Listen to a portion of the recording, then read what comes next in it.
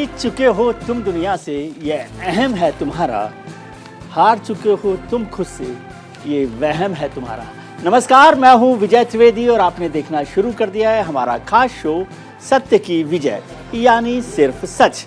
यहाँ ना किसी का एजेंडा है और ना हो हल्ला। 100% रिसर्च के आधार पर हम सिर्फ सच दिखाते हैं। मैं जानता हूं जिनके खिलाफ एक्शन ले रहे हैं वो बहुत ताकतवर लोग हैं। ये लोग आपका ध्यान भटकाते रहेंगे, लेकिन आपको अपने काम पर फोकस रखना है। कोई भी भ्रष्टाचारी बचना नहीं चाहिए।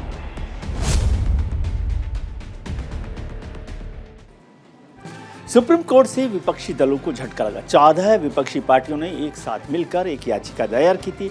उस याचिका के जरिए, पिटीशन के जरिए आरोप लगाया था कि केंद्र सरकार जांच एजेंसियों का विपक्षी नेताओं के खिलाफ इस्तेमाल कर रही है। याचिका में कहा गया था कि सीबीआई और ईडी का केंद्र सरकार राजनीतिक द्वंद्व के लिए गलत इस्तेमाल कर रही है, इस पर रोक लगनी चाहिए। लेकिन विपक्ष की इस याचिका को खारिज करते हुए सुप्रीम कोर्ट ने कहा कि राजनेता जनता से ऊपर नहीं है और इनके लिए कोई अलग कानून नहीं है। सुप्रीम कोर्ट की इस टिप्पणी के बाद विपक्षी दलों ने अपनी पिटीशन को वापस ले लिया। आइए सबसे पहले आपको बताते हैं कि कोर्ट में क्या हुआ। सुप्रीम कोर्ट में अपोजिशन पार्टीज की तरफ से अभिषेक मनु सिंघवी थे पिटीशनर। उन्होंने कहा विपक्षी दलों के नेताओं पर 95% कार्रवाई हुई। अभिषेक मनु सिंघवी का कहना था कि 2014 से 2022 तक ईडी सीबीआई के मामलों में 600% की वृद्धि हुई। सुप्रीम कोर्ट ने कहा कि कोई व्यक्तिगत आपराधिक मामला हो तो लेकर आए। एक पर्सनल कोई इशू है जिस पर चर्चा की जा सकती हो, आदेश दिया जा सकता हो। सिंघवी साहब का कहना था कि हम चल रही जांच में दखल देने के लिए नहीं आए हैं।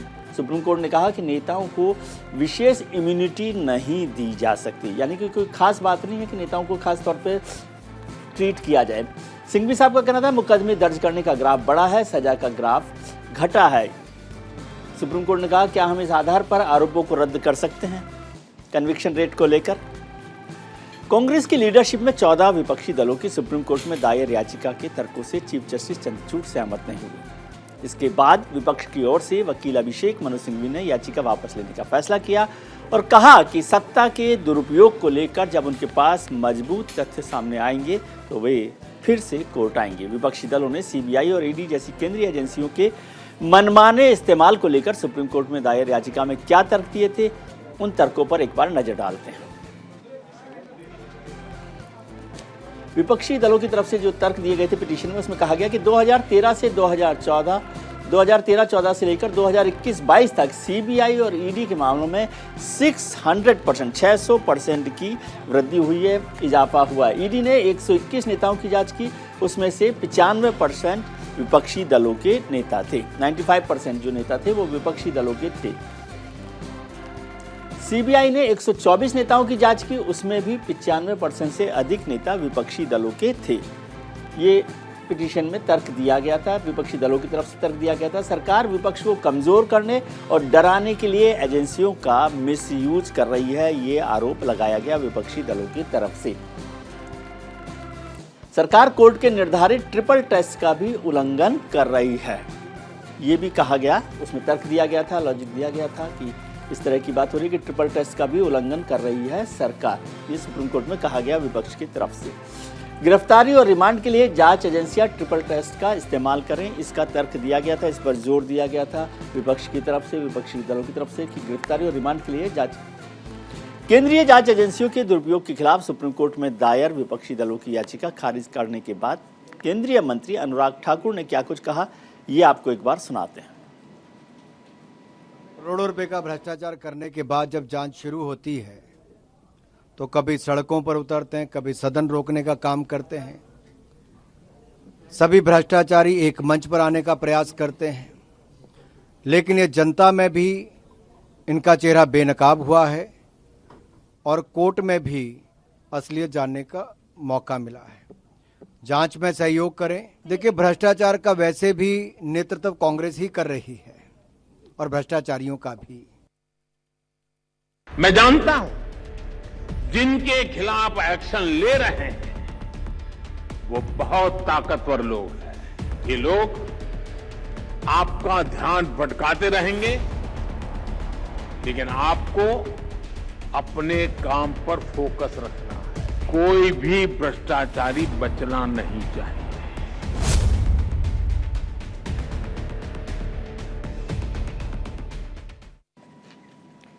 दरअसल विपक्ष पिछले कुछ दिनों से जांच एजेंसियों के दुरुपयोग का मुद्दा लगातार उठा रहा है। सड़क से लेकर संसद तक ईडी और सीबीआई के मसले पर सरकार को घेरे हुए, लेकिन सुप्रीम कोर्ट की सुनवाई से इनकार करने पर अब बीजेपी को विपक्ष पर निशाना साधने का मौका मिल गया। ऐसे में सवाल उठता है कि क्या विपक्ष के हाथ से जांच एजेंसियों के दुरुपयोग का मिसयूज का मुद्दा निकल गया है?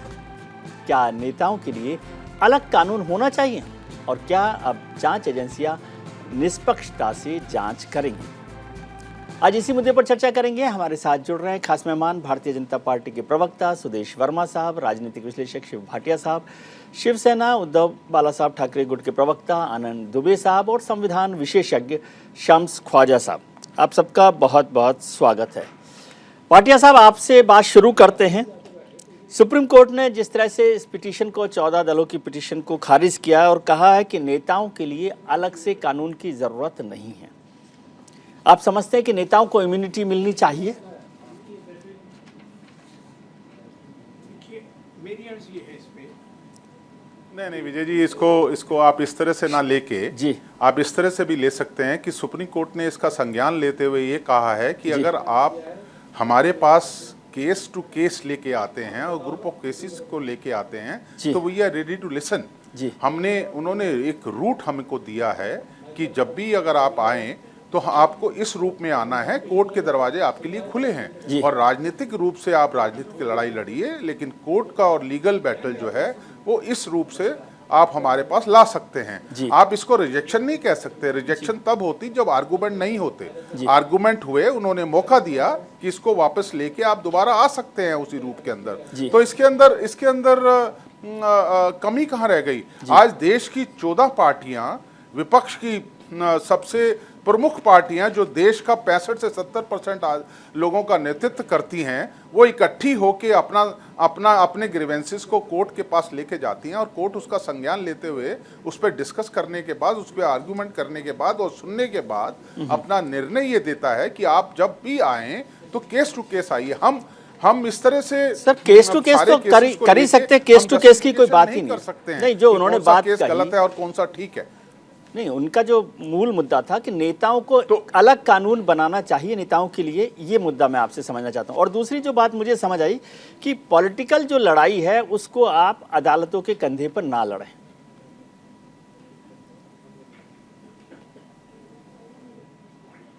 नहीं, उन्होंने ये कहा कि भाई ये विंडिक्टिव होके ये सरकार ये आगे के जो ये केसेस सामने आ रहे हैं वो कर रही है, इसके ऊपर आपको संज्ञान लेना चाहिए और हमारे को कोई रिलीफ नहीं चाहिए। रिलीफ नहीं मांगा गया किसी ने भी कि भाई रिलीफ दे दीजिए, नेताओं के लिए एक अलग से कोर्ट बना दीजिए या अलग तरीके से उसको सुन लीजिए। कानून सबके लिए बराबर है, इसके अंदर किसी को सोचने की जरूरत नहीं। और ना किसी नेता ने ये बात कही, ना किसी लॉयर ने इसको पिटीशन को फाइल करते हुए बात कही है। ये तो इसको घुमाया जा रहा है और सरकार के भोंपू तो अपनी बात करेंगे ही, उनके उसके अंदर हम ज्यादा डिटेल में जाना नहीं चाहते। ठीक है, ये रास्ता कोर्ट ने खोला है कि आप आइए, हम we are ready to listen your case.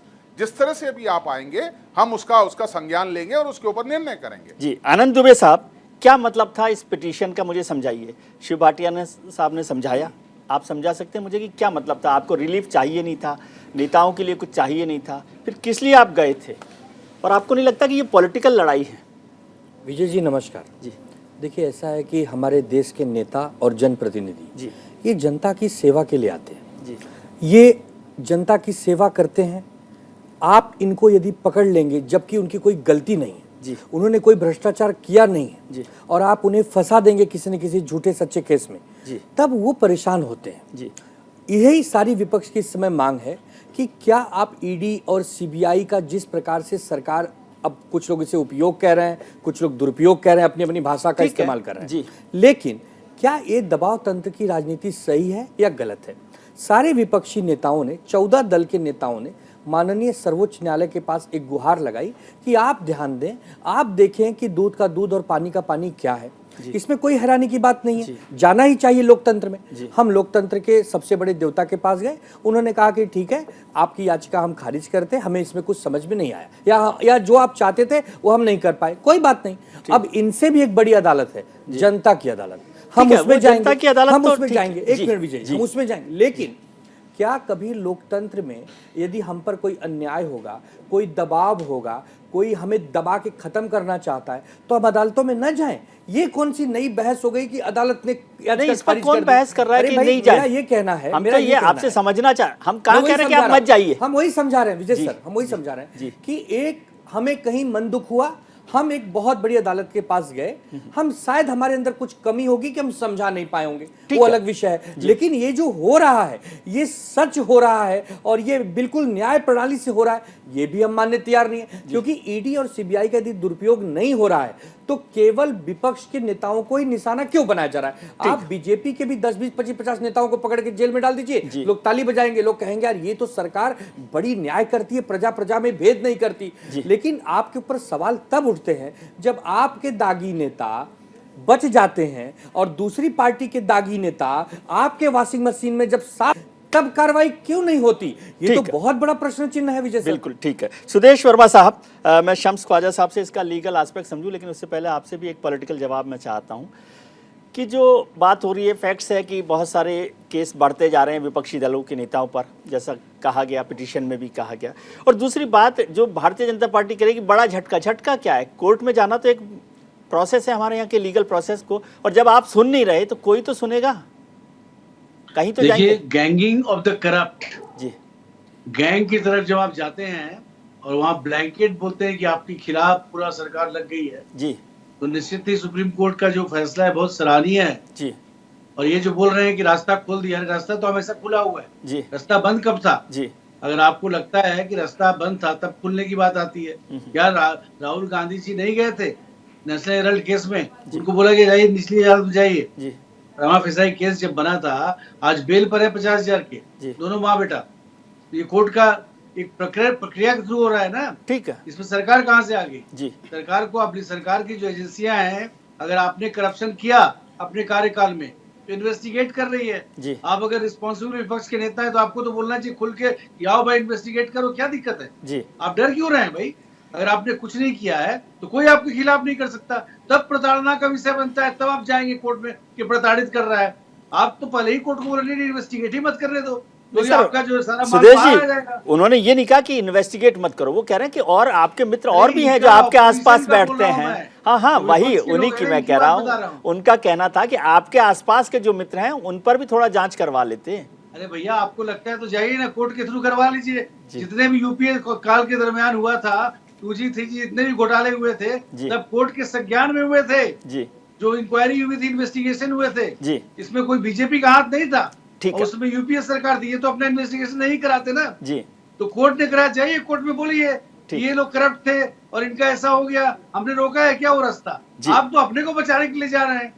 दिक्कत यहाँ ये है, देखिए सीधा सा मामला है, देश की जनता खूब समझती है। जब सत्ता में थे तो खूब लूटा है इन्होंने, और अब धन कहाँ छुपा सकते हैं? क्योंकि आपको पता है कि नोटबंदी के बाद क्या हुआ, अब तो ब्लैक मनी छुपाना भी मुश्किल है। सब लोग डिजिटल पेमेंट में आ गए, इनको पता है कि ईडी पकड़ लेगा, सीबीआई इन्वेस्टिगेट करेगी, सब चीज बाहर आ जाएगी। इसलिए कोशिश कर रहे हैं, कोशिश करते रहना चाहिए। और इन्होंने बोला जनता की अदालत, अरे जनता की अदालत से क्या फर्क पड़ता है भाई? लालू जी जीत जाएंगे तो क्या उनको सजा नहीं होगी क्या? कोर्ट जो अदालत है, कॉन्स्टिट्यूशनल अदालत है, दोनों चीजें अलग अलग है, दोनों चीजें अलग अलग है।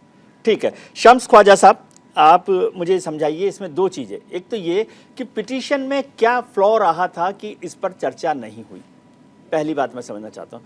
दूसरी बात, क्या ये बात की जा रही है कि नेताओं को इम्यूनिटी मिलनी चाहिए, नहीं मिलनी चाहिए? सुप्रीम कोर्ट ने इस पिटीशन को क्यों खारिज किया या नहीं सुनवाई की, समझ लीजिए, नहीं तो भाटिया साहब नाराज होंगे कि खारिज नहीं किया। आप मुझे समझाइए क्या है मसला। लेकिन देखिए, आखिरी सवाल जो आपने एक सवाल उठाया, क्यों खारिज किया, वो मैं आखिर में आपसे अर्ज़ करना चाहूँगा जी, और शायद आपके परसेप्शन पे, ऑब्वियस परसेप्शन पे उसको छोड़ भी दूँ। पहली चीज़ तो ये है कि जो सुप्रीम कोर्ट ने जो लॉजिक दी, जैसा कि मुझे रिपोर्ट किया गया जी, और मैं कोर्ट रूम में नहीं था, तो I have to depend and rely on whatever reports were generated.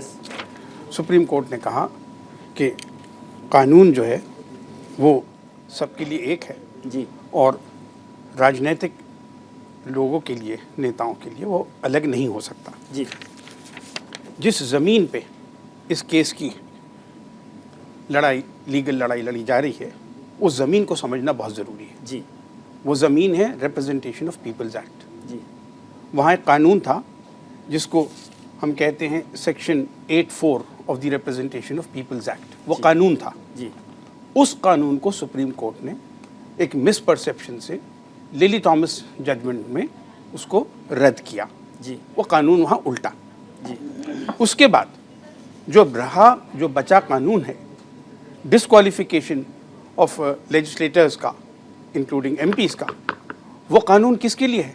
वो कानून आपके लिए, मेरे लिए, आम नागरिक के लिए नहीं है, वो नेताओं के लिए है। जी तो उसमें ये कहना कि नेताओं का कानून अलग नहीं हो सकता जी आम आदमी के कानून से, ये बात बिल्कुल समझ में नहीं आने वाली। This is a special law, जी a special ground, a special matrix, and there is no demand of discrimination or there is no projection of being above law जब वो ये डिमांड कर रहे हैं कि इसको सुनिए। जी तीसरी बात ये है, सुप्रीम कोर्ट खुदा के दरबार के नीचे आखिरी अदालत है जी हिंदुस्तान में, और उस अदालत को ये ज़रूर ख्याल करना चाहिए जब ऑलमोस्ट एंटायर ऑपोजिशन सामने आ रही है कोई फरियाद लेकर, उसको कायदे से सुने, उसके बाद अगर उसे लगे कि नहीं इसमें मुनासिब वो नहीं है, ग्राउंड्स हैं, तब उसे रद्द करें। जी इस चीज़ को कि कितना % ईडी और सीबीआई का यूज़ हुआ, मिसयूज़ हुआ और किसके खिलाफ हुआ, ये चीज़ अनफॉर्चुनेटली इस वक्त इतनी एम्पेरिकली स्ट्रांग हो गई है कि गवर्नमेंट और सुप्रीम कोर्ट अगर आंख बंद करना चाहें तो ज़रूर कर लें, वरना इसमें प्रोसिक्यूशन की नीयत, इसमें प्रोनाउंसमेंट की नीयत साफ झलकती है। जी आर्टिकल 14 जो इक्वालिटी बिफोर लॉ कहता है, वो ये भी प्रोवाइड करता है, इक्वल प्रोटेक्शन ऑफ लॉ के मानी ये भी हैं equal application of law. You cannot be selective and highly selective in prosecuting people, birds of one feather and not the other feather, because they are close to you. Yes तो पूरा मामला जो है अनफॉर्चुनेटली वो न सिर्फ misperception का है, जी बट आता हूँ सुदेश जी, आता हूँ आपको। जी but also involves lack of positive will to act with due fairness of law। Yes. देखिए, एक होती फेयरनेस ऑफ लॉ, मैंने लॉ को अप्लाई किया, जी अगर आप लॉ को अप्लाई करते तो आप section 84 representation of people's act को तोड़ते नहीं, हटाते नहीं, आप कहते ये लॉ है तो ये ठीक है। जहां आपको अप्लाई करना नहीं चाहते आप, वहां आप अप्लाई नहीं करते, और जहां आपको ड्यू एप्लीकेशन ऑफ लॉ करना चाहिए वहां आप उसे कोई और उज़र निकाल लेते हैं। एप्लीकेशन ऑफ लॉ एक चीज है जो इंडियन जूरिस्ट उसको सर मानते हैं, और ड्यू एप्लीकेशन ऑफ लॉ कहा होगा, सिंघवी साहब ने भी या जो भी लोग होंगे उन्होंने कहा होगा ना ये सब बात, और सुप्रीम कोर्ट भी लॉ को समझता है। आई एम सॉरी, यही समझना चाहता हूं आपसे कि क्यों इसको रिजेक्ट किया गया। आई एम सॉरी जी, हमारे यहाँ बहुत अच्छे वकीलों का कई दफ़ा मैंने मामला देखा है जी कि उन्होंने बेंच को एडवर्स देखते हुए विड्रॉ किया है, कंसीड किया है, जबकि मैदान में हक बात पर, सत्य पर लड़ते हुए शहीद होना बेहतर है। To get a dismissal is the right thing to do rather than to withdraw and get away with it. Supreme court की ये फाइंडिंग मेरे ख्याल से गलत है, उनको सुनना चाहिए था। After a due proper exhaustive hearing they should have come to a conclusion. ठीक, लास्टली एक बात जरूर कहूंगा जी, जो सेंटेंस वर्ड है उसका एक मिसपरसेप्शन है जो लिली थॉमस जजमेंट से पहले भी उठा और आगे भी उसको डेवलप करा on the wrong lines. Sentence का मेरे परसेप्शन में, मेरी थियोरी में दो हिस्से होते हैं, एक तो पोर्टेंट कंपोनेंट है, एक लेटेंट कंपोनेंट है। पोर्टेंट कंपोनेंट ये है आपको सजा दी गई 2 साल की, आप जेल में रहेंगे जी। लेटेंट कंपोनेंट, छुपा हुआ कंपोनेंट ये है कि आपकी मेंबरशिप ऑफ हाउस चली जाएगी, आपसे मकान छीना जाएगा, एक्सेट्रा। तो जब कोर्ट्स सस्पेंड करते हैं सेंटेंस को, they are actually suspending both the potent component of the sentence as well as the latent component of the sentence। ये जो pseudo technical hair splitting करी के conviction suspend नहीं किया, sentence suspend किया, ये perception बिल्कुल गलत है। ठीक है सुदेश जी। जी विजय जी, देखिए, difference to Khwaja Sahab seniority in law, yes, हम लोग फैक्ट्स पे बात करें तो बड़ा अच्छा रहेगा। सेक्शन 84 की ये बात कर रहे हैं जी। आपको पता है लिली थॉमस में जब ये जजमेंट आया सुप्रीम कोर्ट का, तो उसके बाद जब ऑर्डिनेंस लाई थी डॉक्टर मनमोहन सिंह की सरकार, तो राहुल गांधी जी ने उस ऑर्डिनेंस को फाड़ दिया था और बहुत वाहवाही लिए थे मीडिया से जी। कि नहीं करप्शन के खिलाफ निर्णायक लड़ाई में राहुल गांधी जी आगे आ गए हैं जी। और उसके बाद दर्जनों एमपीज और एमएलएस को डिस्क्वालीफाई किया गया जी। किसी ने चू तक नहीं किया। जी। क्या Rahul Gandhi is above law? Rahul Gandhi is different and all those MLAs and MPs disqualified. उसमें आजम खान भी डिस्क्वालीफाई हुए, लालू जी भी सर डिस्क्वालीफाइड। आज की पिटीशन दूसरे आज की पिटीशन दूसरे मसले पर थी। नहीं वही बता रहे हैं, इन्होंने इतना बड़ा जो भाषण दिया 8-4 पर, उसकी वजह बता रहे हैं आज इसकी बात क्यों आ रही है। जी। बात इसका सिंपल सा है, देखिए इन्वेस्टिगेशन हो रहा है, एज ए सिटीजन मुझे क्या करना चाहिए। जी। हमको लग सकता है कि हम विक्टिम हो रहे हैं जी। लेकिन आपको लॉ के सामने सबमिट करना चाहिए। आप ये नहीं बोल सकते कि पॉलिटिकल वेंडेटा है। अरे वेंडेटा तो तब प्रूव होगा ना जब आपके पास कुछ नहीं निकलेगा और फिर कोर्ट के थ्रू एस्टैब्लिश होगा। एजेंसीज को आप काम करने नहीं देना चाहते। आपको मैं याद दिलाऊंगा जब एंटी करप्शन अन्ना मूवमेंट हुआ था, इसी के लिए हुआ था ना। हम लोग सिंगापुर का एग्जाम्पल लेते थे, सिंगापुर में दर्जनों मंत्री गए थे जेल के अंदर, उसमें तो किसी ने नहीं बोला इस तरह से बात। ये कोई आर्ग्यूमेंट है क्या? आर्गुमेंट अगर कोर्ट में करना है तो इंडिविजुअल बेसिस पर किसने रोका है इनको? जाए ना क्या नहीं हमने कुछ नहीं किया, जाए अपनी सफाई दे।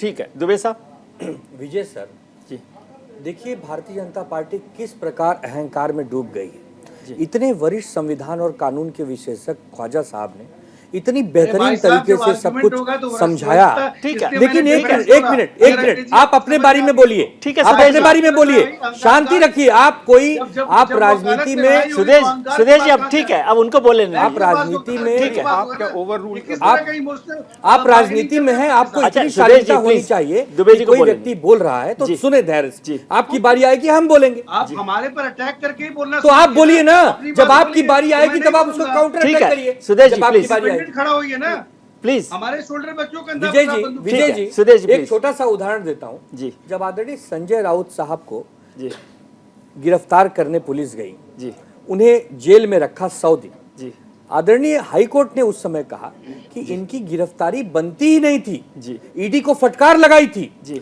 अगर आने वाले समय में जब ट्रायल शुरू है और एक दिन ये समझ में आएगा कि पूरी तरह निर्दोष हैं, आपने एक व्यक्ति के इतने बड़े कैरियर को दांव पे लगा दिया, आपने उसके ऊपर दाग लगा दिया, तब आप सत्ता में रहेंगे कि नहीं रहेंगे मैं नहीं जानता। आप तो जवाब भी देने लायक नहीं रहेंगे, लेकिन उस व्यक्ति के चरित्र का हनन आज आपने तुरंत कर दिया।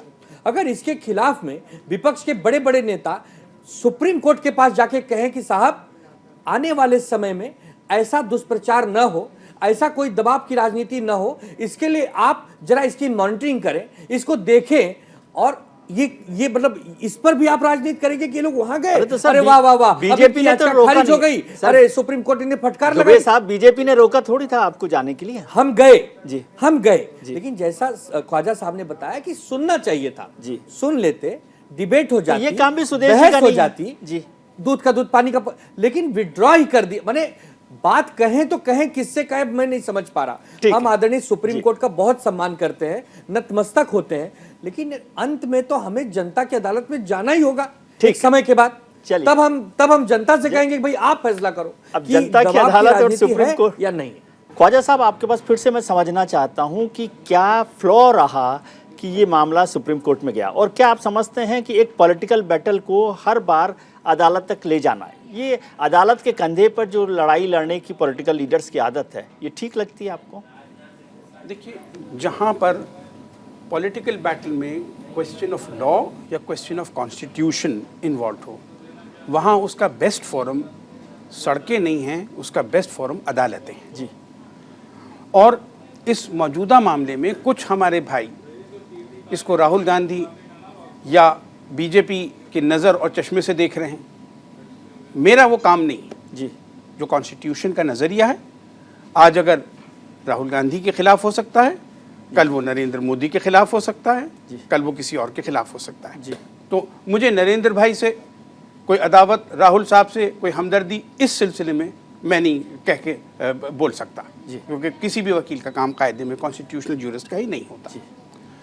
जो फेयर बात है वो ये है कि ये सारा मामला राजनीतिक ज़मीन पर है, राजनीतिक कानून को लेकर है। Disqualification of MPs, MLAs, legislators जो है वो एक पॉलिटिकल रिप्रेजेंटेटिव्स के सिलसिले में कानून है। उस कानून को जब आप ले रहे हो एट हैंड और मैटर उसको इन्वॉल्व कर रहा हो, तब आप ये बहाना बनाएं कि आम आदमी के लिए जो कानून है वही आपके लिए कानून है, ये बहाना तो सिरे से नहीं, ये ही मसला तो वो कर ईडी और सीबीआई के मिसयूज को लेकर था ना, खास तौर से।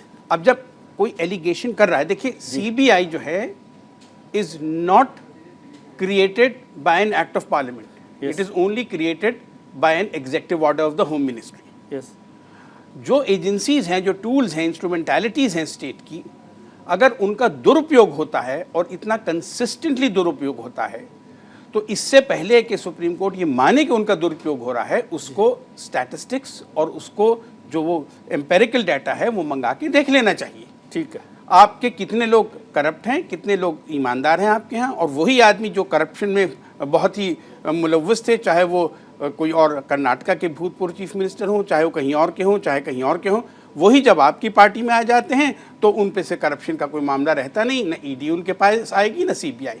ये चीज़ें एक आध दफ़ा तो चल जाती हैं जी। आप जब कंसिस्टेंटली ये करेंगे तो सुप्रीम कोर्ट की ड्यूटी बनती है जी कि वो इस एलिगेशन को एग्जामिन करे, और इस एलिगेशन को एग्जामिन न करने से नतीजा ये है कि 14 पार्टियों का जो विश्वास हिंदुस्तान के सबसे ऑगस्ट इंस्टीट्यूशन में था उसको धक्का पहुंच रहा है। ठीक है। और उसके साथ साथ हिंदुस्तान की आवाम को भी उस इंस्टीट्यूशन में अब धक्का पहुंचने लगा है। जी, शिव भाटिया साहब, क्या आपको लगता है कि इससे आपकी जो एक पॉलिटिकल बैटल थी उसको भी एक झटका लगा है?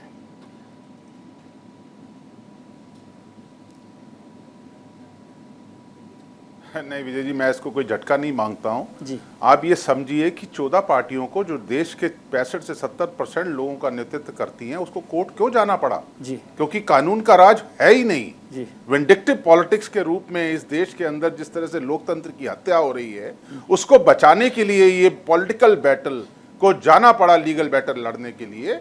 ठीक है, मैं मानता हूं ख्वाजा साहब ने बहुत अच्छी तरह से ब्रीफ किया, मैं उसके ऊपर आगे नहीं जाना चाहूंगा, लेकिन सुप्रीम कोर्ट ने अगर अपना निर्णय दिया है तो मैं समझता हूं सुप्रीम कोर्ट ने आगे दरवाजे भी खोल दिए हैं। आप आइए केस टू केस लेके कि कौन से केसेस को आप समझ रहे हैं और कौन से ग्रुप ऑफ केसेस हैं, आइए हम उसके ऊपर निर्णय लेंगे। हमें उस पॉजिटिविटी की तरफ जाना है कि सुप्रीम कोर्ट ने दरवाजे खोल दिए हैं आपके, कि आइए हम बताएंगे कि क्यों, क्या गलत है और क्या विंडिक्टिव पॉलिटिक्स हो रही है। और जो ये बात कर रहे थे नोटबंदी के ऊपर, जितने के नोट नए छापे गए उतने पैसे उस नोटबंदी में रिकवर नहीं हुए। ये बात करते हैं नोटबंदी में काले कानून की, लेकिन जिस अडानी के केस के ऊपर पूरी देश की ऑपोजिशन जेपीसी मांग, नहीं सुन लीजिए, ये लड़ाई पॉलिटिकल है, कोई दूसरी लड़ाई नहीं है। उसी पॉलिटिकल लड़ाई के रूप में 14 पार्टियों को इकट्ठे होके सीबीआई और ईडी को मोहरा बनाते हुए वहां जाना पड़ा। क्यों हुए 3010 केस? ठीक है, आज हम नहीं समझा पाए तो हम कल समझा देंगे। ठीक है, वो तो अलग बात। लेकिन मैं भाटिया साहब एक चीज समझना चाहता हूं आपसे। क्यों नहीं,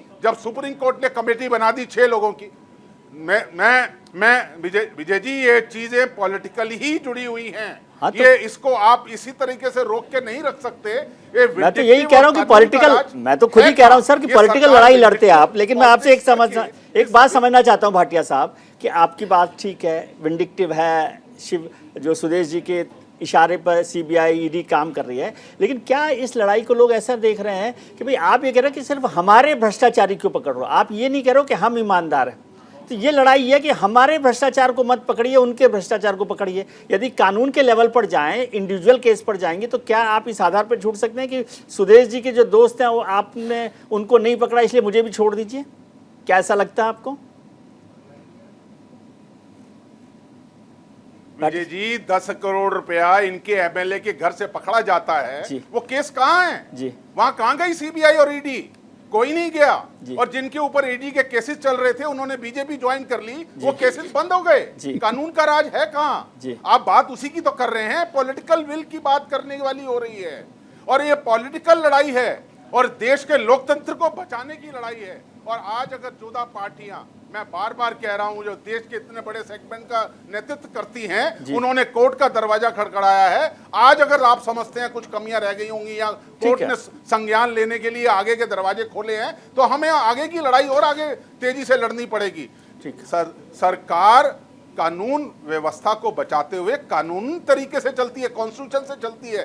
कॉन्स्टिट्यूशन है कहाँ? जिनके घरों से पैसा मिले तो वो केस बंद हो जाते हैं, उस केस का संज्ञान ही नहीं लिया जाता। कितने केसेस को गिनाऊंगा मैं, और किन किन लोगों पे ईडी चल रही थी, ईडी के केसेस चल रहे थे जिन्होंने बीजेपी ज्वाइन कर ली। ठीक है, आप इसी की तो लड़ाई है। वो लड़ाई क्या है जी सुदेश जी? 95% ऑपोजिशन के लोगों के ऊपर केस होने के बाद वो ऑपोजिशन के लीडर्स के ऊपर केस हुआ है। उन्होंने ये नहीं कहा कि हमें अलग कर दीजिए, उन्होंने कहा कि एक सेगमेंट को अब टारगेट किया जा रहा है, उस टारगेट को देखते हुए वो सुप्रीम कोर्ट के पास गए। ठीक है सुदेश जी, अगर सुप्रीम कोर्ट ने एक दिशा दी है तो उस दिशा पे काम किया जाएगा। ठीक है, आपको कानूनी तरीके से कानूनी प्रक्रियाओं को उन्होंने बहुत अच्छे तरीके से समझा दिया।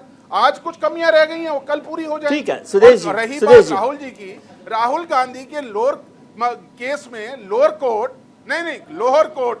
कोर्ट सबसे मैक्सिमम सजा दे देती है डिफेमेशन केस के ऊपर, जो आज तक नहीं हुआ, और जिसकी अगर हम लेके जाते हैं सेशन कोर्ट में 3 में से 2 के अंदर वो संज्ञान ले लेते हैं, बेल भी दे देते हैं, आपके निर्णय के ऊपर वो स्टे भी कर देते हैं। आप ही का व्यक्ति भाटिया साहब, ठीक है, आपके पास देखिए इस देश में रास्ता बचा हुआ था, आपने उसके ऊपर आपने उस पर अपील कर दी। अब हर चीज पर शक करेंगे फिर तो अपील करने की भी जरूरत नहीं थी। आप कहते हैं कि इन पे तो भरोसा ही नहीं, हम अपील के लिए भी नहीं जाते। सुदेश जी, भाटिया साहब की, आनंद जी की बात सही है कि आप जो है केवल आपकी नजर इधर की तरफ ही रहती है, अपने गिरेबान में भी तो झांक कर देखिए सर। देखिए, पहले इनकी कुछ बातों का जवाब दे दूं जी, कि अगर इतना पुख्ता आपके पास सबूत है, प्रामाणिक तरीके से आप बात कर रहे हैं, तो आपको तो इन मुद्दों को लेके कोर्ट में जाना चाहिए था जी। राहुल गांधी जी को इस मुद्दे को लेके जाना चाहिए था कि गलती किया है कोर्ट ने। हायर जुडिशरी इसलिए तो होती है, वो तो गए भी नहीं, उन्होंने खुद बोला था सजा दे दो जी। नहीं तो अगर वो थोड़ा सा सोबर होते तो कोर्ट शायद नहीं करती। कोर्ट में जाके आप चैलेंज करके आए थे, जो हमने बोल दिया जी। तो भैया जो बोल दिया तो कोर्ट ने भी जो सजा देना था दे दिया, क्योंकि जब रिपेंटेंस है ही नहीं आप में, इसका मतलब आप पूरा एरोगेंट है और आप you meant actually what it was interpreted, इसका मतलब यही हुआ। तो उसके बाद भी आप अपील में नहीं गए क्योंकि आप राजनीति करना चाहते थे। पार्लियामेंट का सेशन चल रहा है, अभी तो कोर्ट में जा ही रहे हैं। देखिए, आप भी जो संज्ञान बता रहे, बड़ी भारी की कितने लोगों का वॉशिंग मशीन से हमने साफ कर दिया है, ये तो बड़ा सीरियस चार्ज है ना। इस पर तो कोर्ट में जाना चाहिए, अपने आप को बचाने की जगह इस पर जाना चाहिए कि आप क्या कर रहे हैं, देखिए ऐसा। और आप तो नहीं गए उसके लिए, आप तो सिर्फ डिबेट कर रहे हैं क्योंकि आपको भी पता है ये गिर जाएगा। देखिए विजय जी, ये समुद्र मंथन का दौर है, टर्निंग ऑफ ओशन। इसमें बहुत से विष निकलेंगे, बाद में अमृत निकलेगा। आपने देखा कि प्रधानमंत्री नरेंद्र मोदी जी ने क्या कहा है अपने सीबीआई और ईडी ऑफिसर्स को। उसके बाद हिम्मत सोचिए कि कोई वेंडेटा पॉलिटिक्स होने वाला है। सबको आजादी दी गई है, नो मोर ए केस्ड पैरट। उनका जो पावर है उनको बता दिया गया है, और जो भ्रष्टाचारी हैं वो तरह लेकिन तरह का एक बात तो है ना सुदेश जी, बचेगा कोई नहीं। सुदेश जी, जो भाटिया जी हो, चाहे वो कांग्रेस में हो, ठीक है, पार्टी को सुदेश जी भ्रष्टाचार किया है तो तैयार रहे। ठीक है सुदेश जी, भाटिया जी जो नाम नहीं बता रहे वो नाम तो आपको पता होंगे ना कि किनके खिलाफ कार्रवाई नहीं करवा रहे आप। कोर्ट जाना चाहिए, ठीक है। ये तो कभी गए नहीं और हमसे बोल आनंद जी, आनंद जी, आपको लगता है कि पॉलिटिकल पार्टीज को ये लड़ाई सिर्फ पॉलिटिकल तरीके से लड़नी चाहिए? विजय जी, ऐसा है कि मेरे भाजपा के मित्र को थोड़ा याद दिला दूं जी, सीबीआई ईडी का दुरुपयोग हो रहा है, जग जाहिर है जी। चुनाव आयोग भी अब उसी में आ गए हैं। चुनाव आयोग एक स्वतंत्र संस्था हुआ करते थे, ठीक है, अब वो तय कर रहे हैं कि कौन सी पार्टी असली है और कौन सी नकली है। जिस पार्टी के 12 सांसद और 40-50 विधायक यदि निकल जा रहे हैं, वो कह रहा है कि पार्टी ही मेरी है, और चुनाव आयोग कह दे रहा है यस पार्टी ही आपकी है। अरे भाई, थोड़ा विवेक बुद्धि लगाते। उसके बाद हम कोर्ट में गए, हमें पूरा विश्वास है कि माननीय सर्वोच्च न्यायालय हमें न्याय देंगे। लेकिन आप देखिए कि यदि हम संस्थाओं पर ही विश्वास करें, विजय जी आप इतने वरिष्ठ पत्रकार हैं, देश की जनता 140 करोड़ के करीब है, वो सब जानते हैं कि असली शिवसेना बाला साहब ठाकरे जी के पुत्र उद्धव ठाकरे जी नेतृत्व कर रहे हैं। सिंपल सी गणित है, ठीक है। कुछ विधायक निकले हैं, कुछ सांसद निकले हैं, लेकिन पार्टी नहीं निकली है, संगठन नहीं निकला है। अगर संगठन निकला होता तो जो चुनाव हो रहे हैं वो हम हार जाते, हमारी जमानत जब्त हो जाती। लेकिन उल्टा हो रहा है। कस्बा विधानसभा में भारतीय जनता पार्टी हार गई, 30 साल पुरानी सीट। अंधेरी में उपचुनाव हुआ, बीजेपी ने अपना उम्मीदवार ही नहीं दिया। तो आप ये देखिए कि अगर संस्थाओं का निजीकरण हो जाएगा, उनके ऊपर दबाव तंत्र की एक बोझ आ जाएगी, तो हम लोग कोर्टों में न जाएं, जनता की अदालत में न जाएं, तो कहां जाएं? और यदि हम वहां जाते हैं तो आपको तकलीफ, हम नहीं जाते हैं तो आप ज्ञान देते हैं कि राहुल गांधी जी गए नहीं। मतलब हम जाएं तो भी हाय तौबा, न जाएं तो भी हाय तौबा। किसने मना तो किया? प्रभु हम कहां जाएं? हम तो अदालत के पास जाएंगे, और इस बार तो कोई लहर भी नहीं है, तो दूध का दूध पानी का पानी होने वाला है। ठीक है शम्स साहब।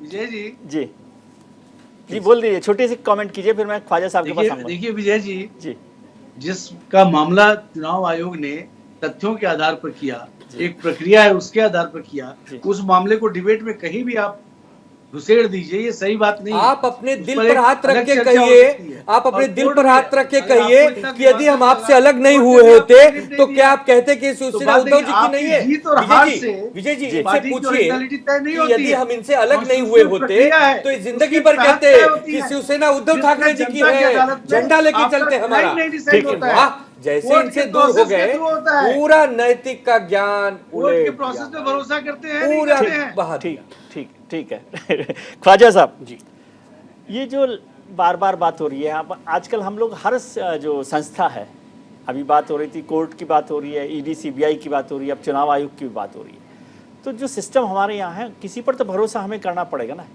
या जब हमारे पक्ष में फैसला दे तभी हम उन पर भरोसा करें, ये तो ठीक नहीं है ना। देखिए, मैं इस बात में ये ज़रूर अर्ज़ करूँगा कि चुनाव आयोग पर हमें भरोसा करना चाहिए जी डिसरिगार्डिंग उनका डिसीजन शिवसेना मामले में या किसी और मामले में जी। कैसा रहा हो। क्यों? क्योंकि कॉन्स्टिट्यूशन के तहत एक इंस्टीट्यूशन बनाया गया, वो चुनाव आयोग है जी। उसको जिम्मेदारियां दी गई, उसी की जिम्मेदारी है कि वो डिसाइड करे कौन असली पार्टी है, कौन गलत पार्टी है जी। या असली पार्टी नहीं है। अब ये कहने के बाद मैं आपसे बिल्कुल ये नहीं कह रहा कि चुनाव आयोग ने जो किया या जो उसमें जो हजरात जो उसके जिम्मेदार हैं वो किसी दबाव में नहीं आए या उनसे गलती नहीं हुई। जी इंस्टीट्यूशन से गलतियां होती हैं। हिंदुस्तान के कॉन्स्टिट्यूशन की खूबसूरती ये है कि जब एक इंस्टीट्यूशन से गलती हो तो उसके बाद relief supreme court of India में जाके हासिल की जा सकती है। जी तो चुनाव आयोग मेरे खिलाफ सपोजिंगली मेरे खिलाफ कोई फैसला दे, आई विल नॉट से कि चुनाव आयोग ही बिल्कुल गलत हो गया या वो वैसा हो गया है बेकार। मैं कहूँगा चुनाव आयोग का फैसला गलत है, ठीक है, वो तो देन ठीक आई बात गो है। To the supreme court. Supreme court पे दुगनी तिगनी जिम्मेदारी है। जी नंबर एक, उसे याद रखना चाहिए कि खुदा के नीचे हिंदुस्तान में वो सबसे बड़ी और आखिरी अदालत है। जी नंबर दो, it should act without fear and favour, बहुत ज़रूरी है। और ये कब पॉसिबल है?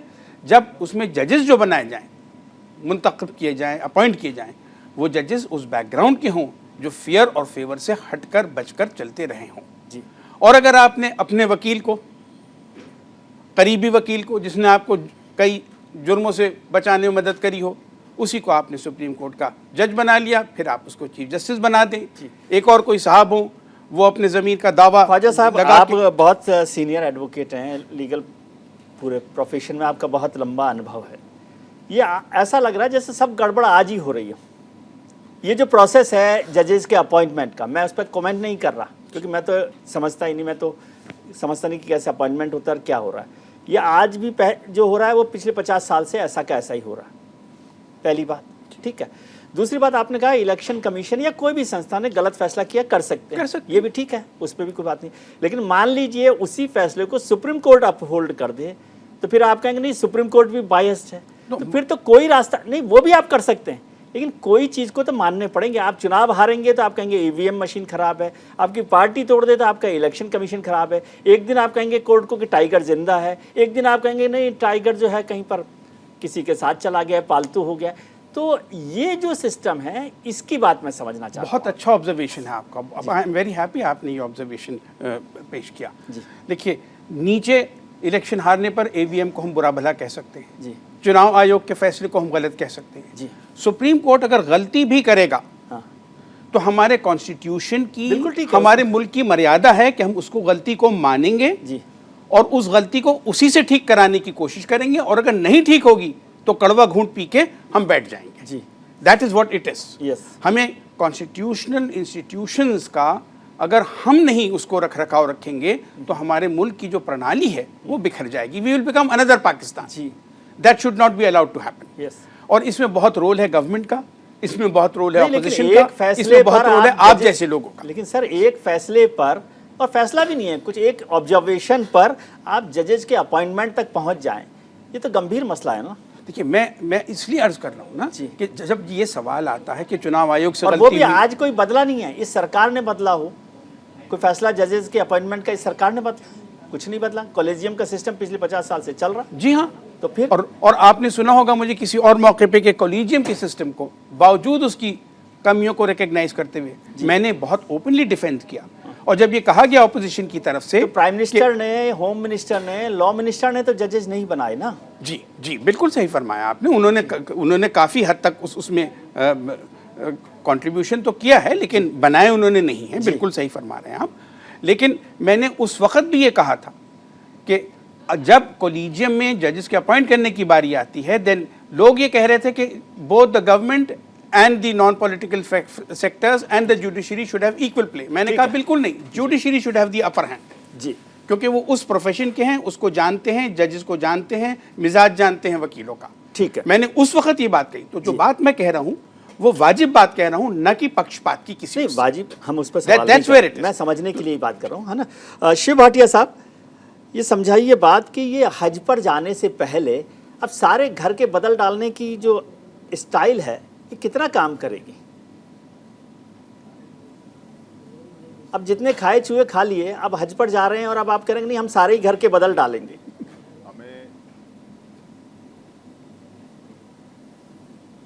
नहीं, ऐसा कुछ नहीं है। जो निर्णय आया है उसे उसका हमें स्वागत करना चाहिए, और उसको आगे बढ़ के जो सुप्रीम कोर्ट ने दरवाजे खोले हैं और रास्ता हमें दिखाया है, उस रास्ते पे हमें आगे मूव करना है। बहुत स्पष्ट सी बात है। अब उसके ऊपर हम किसी चीज के ऊपर प्रश्न चिन्ह ना तो लगा सकते हैं, ना हमें लगाना चाहिए। जो हुआ वो सामने है। देश का सुप्रीम कोर्ट भी वही देख रहा है जो देश की जनता देख रही है, देश के नेता देख रहे हैं। हो सकता है तरीका दूसरा वो चाहते हो कि दूसरे रूप में आइए, तो दूसरे रूप में जाएंगे। हमें लड़ाई लड़नी है, हमें लोकतंत्र बचाने की लड़ाई लड़नी है। वो सड़कों पे भी लड़ी जाएगी और कोर्ट के रास्ते से आएगी तो कोर्ट पे भी लड़ी जाएगी। उसके निर्णय आज नहीं आएंगे तो कल आएंगे। ठीक है। और कोर्ट हमसे दूर नहीं है। जी। कोर्ट ने इस केस को डिसमिस नहीं किया, उसने आपको रास्ता दिखाया है कि आप ऐसे नहीं ऐसे आइए। हम इसको सुनने को तैयार हैं, उसका संज्ञान भी लेंगे, इसके ऊपर निर्णय भी करेंगे।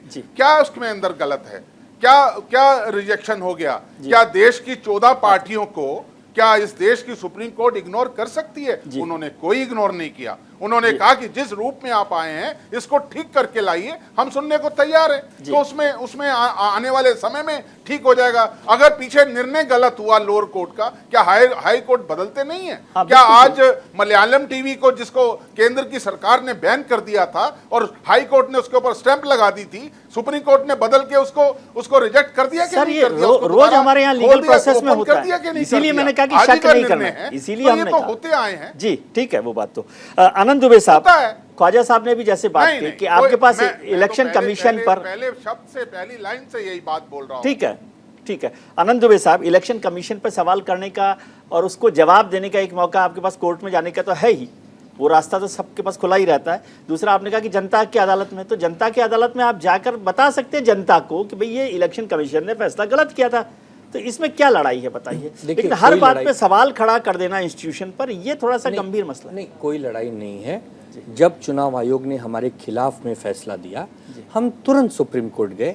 हम जानते हैं कि सुप्रीम कोर्ट में बहुत लंबी बहस होगी, उस पर एक चर्चा होगी और वो अपना फैसला देंगे। अच्छा, सुप्रीम कोर्ट जो भी फैसला देंगे वो हमें मान्य होगा, हम आज ही आपसे कह दे रहे हैं। पहली बात। दूसरी बात, जनता की अदालत में भी हम गए, 2 उपचुनाव हमने जीत लिया है, 2024 के लोकसभा की तैयारी में लग गए हैं। जनता से जो प्रतिसाद मिल रहा है उससे हम बहुत संतुष्ट हैं। हमें पूरी उम्मीद है कि जनता ही तय कर देगी कि असली शिवसेना कौन सी है और नकली कौन सी है। इसमें कोई लड़ाई नहीं है। लड़ाई कहाँ हो रही है विजय सर?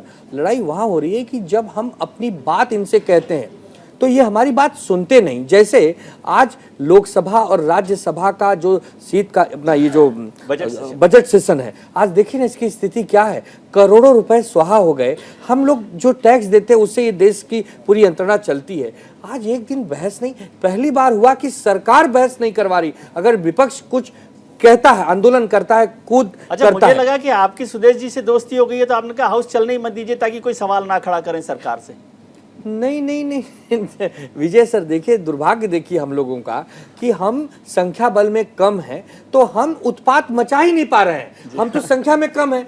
अब जो संख्या ज्यादा है, जिसके पास 300 पार, अब की बार 300 पार, वो लोग इतना तेज दहाड़ रहे हैं कि हाउस ही नहीं चल रहा। तो आप बताइए इसका कोई अंत होगा कि नहीं?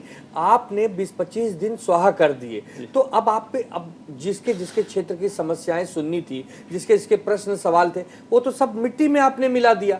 तो आप अगर हमारी बात नहीं सुनेंगे, हमें कुचलने का प्रयास करेंगे, तो हम सवाल आप पर खड़ा करेंगे। फिर आप कहेंगे सवाल भी मत खड़ा करिए, तो ठीक है, तो सवाल भी खड़ा नहीं करेंगे, लेकिन चुनाव का इंतजार करेंगे और चुनाव में जवाब देंगे। तो कहीं ना कहीं तो हम अपनी बात सुदेश जी, करेंगे। फाइनल कमेंट के तौर पे छोटा सा जवाब आपसे चाहता हूँ। सवाल खड़ा रह करने दें आप। आपने एक व्यवस्था तो कर दी कि हाउस मत चलने दीजिए, तो सवाल कोई खड़ा ही नहीं करेगा। और जनता के जो इलाका है, जनता के जो लड़ाई है, उसमें भी आप सवाल नहीं खड़ा करने दे रहे। आप अनम्यूट कर लीजिए अपने को। आपकी आवाज नहीं मिल रही सुदेश जी।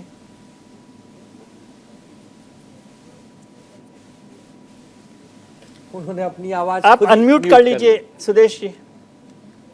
सुदेश जी की आवाज नहीं मिल पा रही। देखिए विजय सर, ये अपनी आवाज खुद म्यूट कर लेते हैं, हमारी तो कर ही देते हैं, अपनी भी कर देते हैं। तो कैसे राजनीति करें हम लोग, कैसे सेवा करें जनता की? ख्वाजा साहब, फाइनल कमेंट आपसे चाहता हूँ। सुदेश जी की आवाज़ भी नहीं मिल पा रही है। आपको लगता है कि इंस्टीट्यूशन पर सवाल खड़े करने से ज़्यादा ज़रूरी है कि हम एक पॉलिटिकल बैटल को मजबूत तरीके से लड़ें? और लड़ाइयाँ तो हमेशा चलती, ये आज इतने घबराहट क्यों है विपक्ष में इस बात को लेकर? इमरजेंसी में ये लड़ाई लड़ी गई है, उस समय तो लोग, लाखों लोग जेल भी गए। आज हमारे विपक्षी नेता जरा जरा सी बात पे जेल जाने से भी घबरा रहे हैं। आपका बहुत सही फरमाना है, लेकिन इसमें एक बात मैं ये ज़रूर कहूँगा, जब हिंदुस्तान का बाज़ार द्वेष, नफ़रत और भेदभाव का बना दिया जाए तो उसमें वो सौदागर कामयाब होंगे जो इस चीज़ का व्यापार करते हों।